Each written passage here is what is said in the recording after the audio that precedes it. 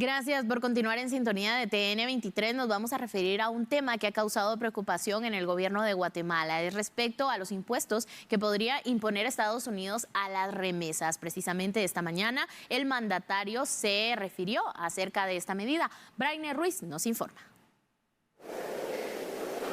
Así es, buena tarde y gracias por el cambio en estudios centrales. El presidente de la República, Bernardo Arévalo, este día en conferencia de prensa dio a conocer que su gobierno tiene preocupación por el anuncio de la posible medida que impondría un impuesto del 3.5% a las remesas enviadas a Guatemala desde Estados Unidos. En ese marco aseveró que ya envió una carta a las autoridades del país del norte. Escuchemos. Quisiera empezar dirigiéndome a las familias guatemaltecas dentro y fuera del país y al pueblo de Guatemala para informarles que recibimos con profunda preocupación el anuncio de una posible medida que impondría un impuesto del 3.5% a las remesas enviadas desde los Estados Unidos.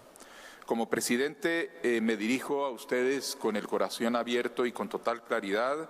Entendemos el enorme sacrificio de quienes viven lejos de su tierra para sostener con dignidad a sus familias en Guatemala y el esfuerzo que existe detrás de cada transferencia o envío que nuestros hermanos y hermanas, padres, madres, hijos, hijas están haciendo desde los Estados Unidos.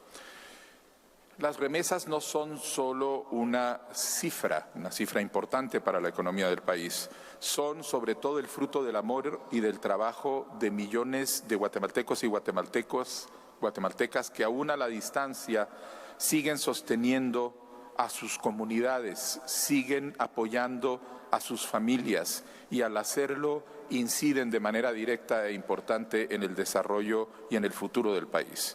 Su trabajo digno, esforzado, sacrificado muchas veces, ha permitido que miles y miles de familias tengan acceso a la salud, a la educación, a un techo digno, a una vida digna.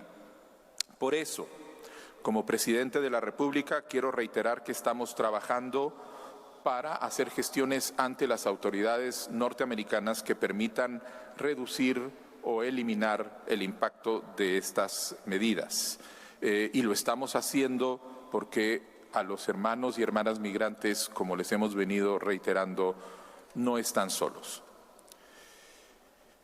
Ante esta medida, la semana pasada enviamos una carta dirigida a la Cámara de Representantes de los Estados Unidos en la que hemos manifestado que la inclusión del impuesto no haría sino agravar aún más las ramificaciones sociales que el gobierno de Guatemala intenta combatir día a día, como la pobreza, la lucha contra el crimen organizado, el narcotráfico y la migración irregular. Que el gobierno de Guatemala entiende los esfuerzos de la actual administración del gobierno de los Estados Unidos y del Congreso para promover el desarrollo de su economía, promover el empleo local y aumentar la recaudación fiscal, y que, sin embargo, gravar las remesas tendría un efecto negativo en los hogares, empresas y comunidades que expulsan migrantes.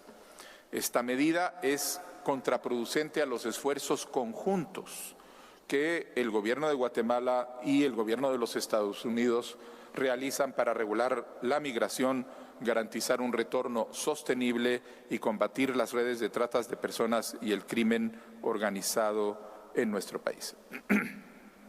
La carta enviada, así como el trabajo que realiza el Ministerio de Relaciones Exteriores a través de nuestra embajada en Washington, se suma a la serie de esfuerzos que como gobierno lideramos para custodiar y proteger la economía de nuestro país, el desarrollo del pueblo de Guatemala y la dignidad de sus familias.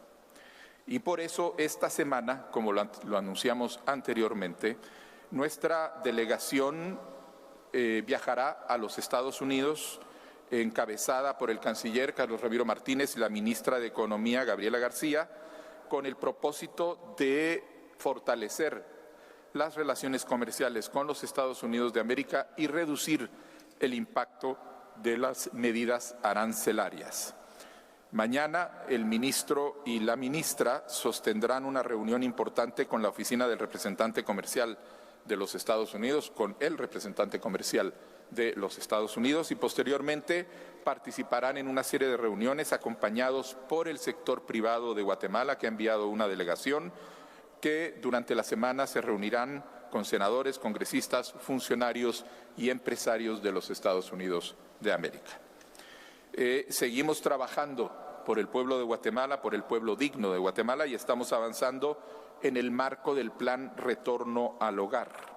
Aprovecho para anunciar que la próxima semana estaremos inaugurando el Centro de Atención y Registro de Personas guatemaltecas migrantes retornadas, y estamos construyendo una relación cada vez más sólida con los Estados Unidos. El mandatario también dio a conocer que a inicios del año 2026 se podría hacer el primer levantamiento de la licitación para la construcción del Metroriel, así como la rehabilitación de la red ferroviaria del país, que promete contar con un tren de carga que se conectará con puertos de Guatemala y México. Escuchemos. Que hemos recibido sobre el tema del metro y el tren es un informe preliminar que dio la misión al final de su gira, el último día de su presencia en Guatemala. Está pendiente la presentación del informe definitivo, donde tendrán mayor afinamiento. Y así como ustedes vieron que esta semana se firmó una carta de acuerdo ya sobre la base de elementos concretos para la modernización del puerto de San José, se firmará una carta de acuerdo probablemente en el mes de agosto, sobre el tren y el metro, o mejor dicho, una para tren, otra para el metro, que ya tendrá esa definición más fina de los datos que usted solicita.